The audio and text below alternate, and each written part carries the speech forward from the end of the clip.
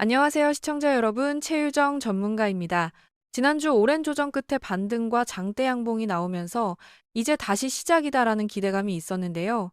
목요일, 금요일 거래일에서 강한 하락세가 나와주면서 투자자분들의 실망감이 커졌습니다. 하지만 이제 정말 괜찮다라고 말씀드릴 수 있을 것 같은데요. 반도체 섹터의 방해물이었던 AI 버블 논란이 해소가 되었다는 소식입니다. 그럼 이제 앞으로 어떻게 주가가 움직일지 알기 쉽게 영상으로 준비했는데요. 시청하시기 전에 좋아요와 구독 부탁드릴게요. 우선 AI 버블 논란의 시작 전부터 설명드릴게요. 영화 빅쇼트의 실제 인물로 유명한 공매도 투자자 마이클 버리가 과거 닷컴 버블과 유사하다고 지적했었는데요. 그로 인해 많은 투자자들의 공포심을 유발했습니다.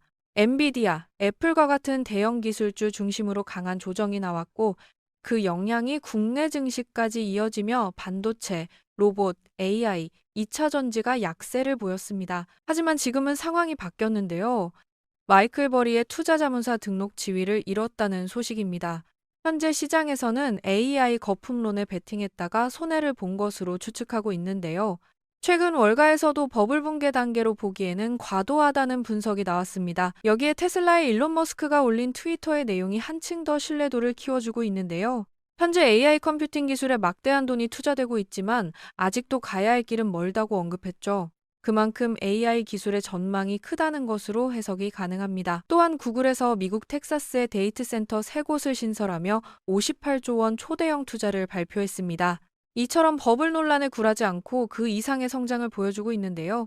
그로 인해 내일부터 다시 강한 반도체 섹터의 상승이 나올 가능성이 더욱 커지고 있습니다. 만약 다시 반도체 섹터에 강한 수급이 들어온다면 그 대상이 누구인지 생각하셔야 하는데요. 1차 반도체 랠리에서는 삼성전자와 SK하이닉스가 강한 상승세를 보여줬습니다. 하지만 2차 상승 랠리에서는 한화비전이 주인공이라고 생각합니다. 이제 한화비전이 삼성전자와 SK하이닉스와 어떤 점에서 다른지부터 말씀드릴게요.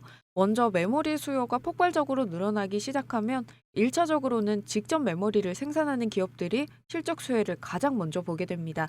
대표적으로 우리가 잘 아는 이 삼성전자와 SK하이닉스가 그 주인공이죠. 그런데 이 기존 공장만으로 늘어난 메모리 수요를 더 이상 감당하기 어려워지면 결국에 생산 공장을 증설하게 됩니다. 그리고 새 공장을 돌리기 위해서는 그 안에 들어갈 새로운 반도체 장비가 필요해지죠. 바로 여기서가 핵심 포인트입니다. AI 버블 논란으로 반도체 섹터의 상승이 한 차례 꺾이면서 2차 상승 때 이미 신고가를 갱신한 삼성전자와 SK하이닉스보다 이제는 후발주자 쪽으로 시선이 옮겨가고 있는데요. 그 후발 라인에 있는 게 바로 이 반도체 장비주들이죠.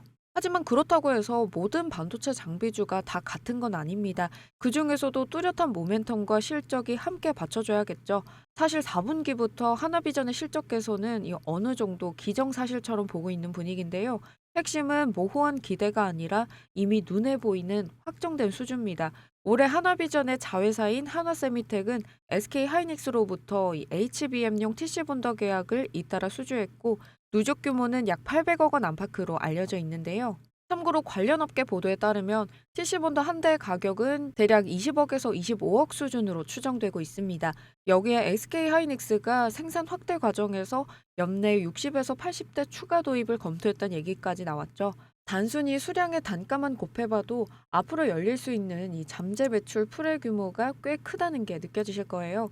이제는 한화비전을 예전처럼 단순 보안 카메라 회사로만 보기는 어려운 상황입니다. TC본더는 말 그대로 열과 압력을 활용해서 칩을 정밀하게 접합하는 장비인데요.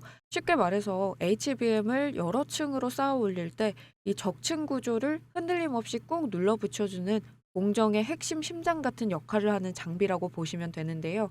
이 장비는 한 라인에 여러 대가 필요하고 생산 라인 증설이 있을 때마다 세트로 들어가게 됩니다.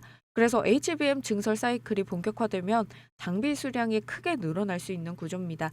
이 부분이 앞으로 실적이 탄력을 받을 수 있는 핵심 포인트라고 보시면 되고요. 실제로 한화세미텍은 HBM용 TC 본더를 양산 단계까지 끌어올렸다고 밝힌 바 있고 글로벌 고객사를 대상으로 한 전시와 평가 활동도 빠르게 진행 중입니다.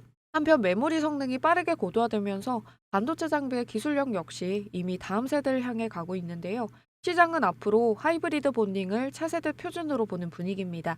국내외 자료를 종합해보면 SK하이닉스를 비롯한 메모리 업체들이 차세대 HBM에서 하이브리드 본딩을 단계적으로 적용하겠다는 이 로드맵을 제시했고, 관련 장비의 본격적인 매출 시점이 2027년 전후로 모이고 있습니다.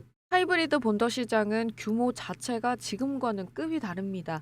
글로벌 리포트에 따르면요, 하이브리드 본딩 기술 시장은 2032년까지 약 233억 달러 수준 성장할 것으로 전망되고 있는데요. 장비 시장만 놓고 보더라도 2024년 15억 달러에서 2033년에는 32억 달러 정도로 2배 이상 커질 것으로 보고 있습니다.